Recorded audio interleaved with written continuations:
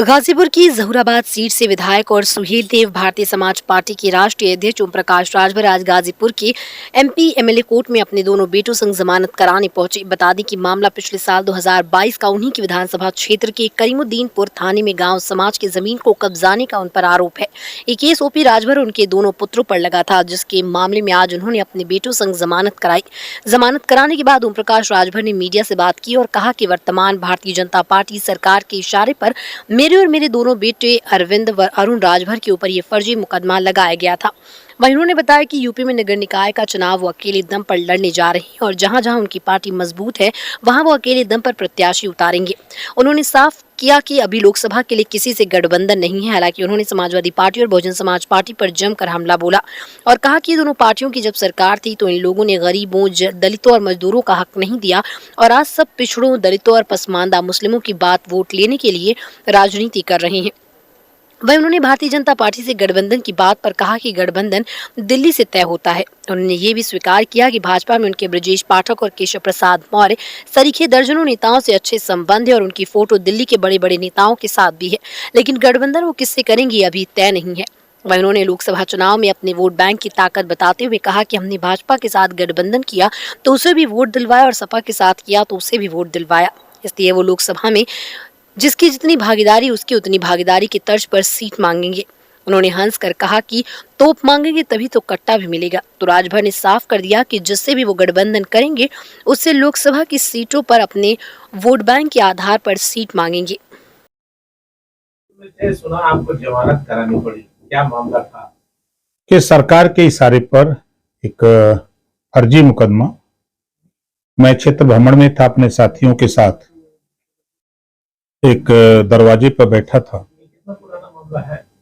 चुनाव के 1 महीने लगभग बाद की बात, विधानसभा चुनाव के बाद। तो हम लोग वहीं पानी पी ही रहे थे, गाड़ी 10-12 गाड़ी साथ में थी, तो पीछे किसी गाड़ी के बैक करने में एक मोटरसाइकिल वाले से कुछ तू मैं हुआ। बाद में हमको पता लगा, हम लोग बैठ के, हम लोग कुछ पता नहीं था क्या हो रहा है, तब तक 20 की संख्या में लाठी डंडा लिए गाली देते हुए आ गए। तब साथ में चूंकि पुलिस वाले थे, वो लोग अपना घेरे, फिर हमको ले गए, गाड़ी में बैठा दिए। गाड़ी में बैठाने के बाद फिर हम लोग निकलने की कोशिश किए तो सब गाड़ी के आगे आ गए, नहीं जाने दिए। तो फिर हम लोग इंस्पेक्टर को फोन किए करीमुद्दीनपुर, फिर वो आए, फिर एसपीआरए को फोन किया गया। इंस्पेक्टर के आने पर भी स्थिति बड़ी भयावह बनी थी।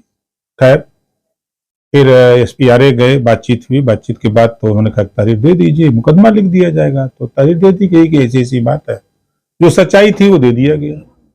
4 दिन के बाद सरकार के इशारे पर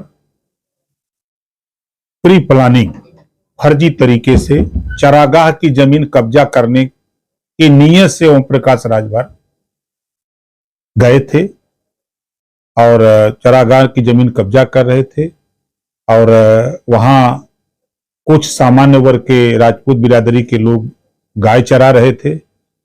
इन्होंने उन लोगों को मारा पीटा, गाली गुप्ता दिया, इस तरह का आरोप लगा करके। आपकी विधानसभा क्षेत्र? हमारी विधानसभा गांव सभा गोसलपुर का एक पुरवा है, वो करीमुद्दीनपुर। एफआईआर कुछ बता रही है, चार्जशीट कुछ बता रही है। एफआईआर में हमारे दोनों बेटे अरुण और अरविंद का नाम नहीं, चार्जशीट में दोनों लोगों का नाम। तो ये प्री प्लानिंग कि चूंकि पिछड़े दलित की आवाज, उनके शिक्षा, स्वास्थ्य, रोजगार, नौकरी के लिए जो हम आवाज उठाते हैं, ये कुछ साथियों को पसंद नहीं आते, जिसको लेकर के राजनीतिक प्रतिद्वंदिता कह लीजिए, चाहे उनको हमारी बात अच्छी न लगती हो कि भाई प्रदेश में एक समान अनिवार्य फ्री शिक्षा हो जाए ताकि सबके बच्चे पढ़ लिख करके आगे आवे। घरेलू बिजली का बिल माफ करने की बात तो खाली ओम प्रकाश राजभर का तो नहीं हो सकता, सबका होगा। हम एक जो दुनिया के तमाम देशों में देश दुनिया की ताज़ा तरीन खबरों के लिए हमारे चैनल कैपिटल न्यूज़ इंडिया को लाइक, सब्सक्राइब और शेयर करें। अगर आप हमारे चैनल को यूट्यूब पर देख रहे हैं तो सब्सक्राइब करें।